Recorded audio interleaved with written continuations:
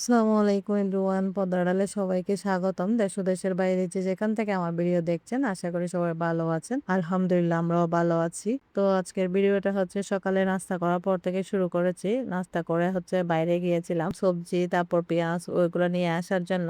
যেহেতু পরীক্ষা সেন্টারে চলে গেলে তো আর রান্না বান্না করা হবে না। তো এখানে হচ্ছে আমি সবজি বাজার করে নিয়েও এসেছি। এখানে হচ্ছে লাউ নিয়ে এসেছি, তারপর পরল নিয়ে এসেছি, সে সাথে করলা, পেঁয়াজ, লেবু ওগুলো নিয়ে এসেছি।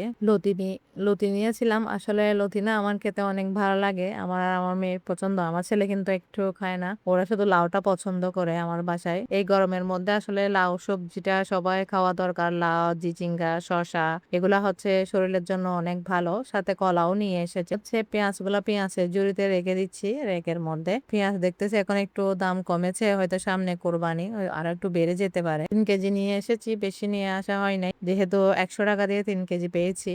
তার কারণে আমরা তো বাঙালি, সস্তায় পেলে নিয়ে আসতে চাই যেখানে যাই না কেন, সস্তা জিনিস দেখলেই নিয়ে আসতে চাই। তো সে সাথে হচ্ছে 5 কেজি দুধও নিয়ে এসেছি। তো এখন হচ্ছে 1 কেজি রেখে দেবো, বাকি হচ্ছে আর 4 কেজি ফ্রিজে রেখে দেবো। অলরেডি চুলায় বসিয়েও দিয়েছি। তো আমি হচ্ছে এদিকে রান্নাটা করে নিচ্ছি। লতি কেটে নিয়েছিলাম অফ ক্যামেরায়। চিংড়ি শুটকি দিয়ে লতি রান্না করব। সে সাথে হচ্ছে পরোলগুলা রান্না করব। এগুলা হচ্ছে চিংড়ি দিয়ে রান্না করব।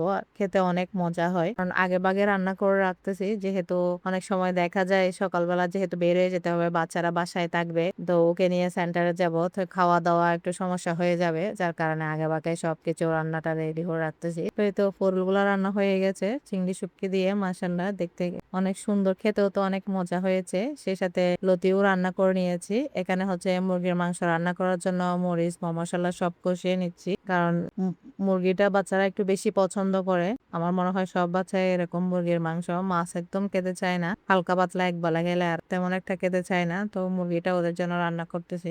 এখন হচ্ছে আমি মুরগির মাংস ঢেলে দিয়ে হচ্ছে নেড়ে ছেড়ে ভালো করে ঢাকনা দিয়ে গুঁড়ে দেবো। আমি মুরগির মাংসতে না ঝোলটা দিই না, আসলে পানি ওখান থেকে বের হয়ে যায় ব্রয়লার মুরগিতে। পরীক্ষা দিবে হচ্ছে আমার ছেলে, কিন্তু টেনশন হচ্ছে আমার। তাকে বারবার বলতেছি সবকিছু গুছিয়ে নাও, file, registration card, admit card, কলম সবকিছু চেক করতেছি। এটা হচ্ছে তারপরের দিনের ভিডিও। সকালে নাস্তা করে হচ্ছে এখন গিয়ে তো হচ্ছে পরীক্ষা সেন্টারে চলে এসেছি। প্রায় আধা ঘন্টা লেগেছে আসলে। তো আজকের ভিডিওটা এইটুকুই। যদি ভালো লাগে একটা লাইক এবং সাবস্ক্রাইব করবেন, বেল বাটন অন করে রাখবেন পরবর্তী ভিডিও দেওয়ার সময় নোটিফিকেশন যেন পৌঁছে যায়। ভালো থাকবেন, সুস্থ থাকবেন, আল্লাহ হাফেজ।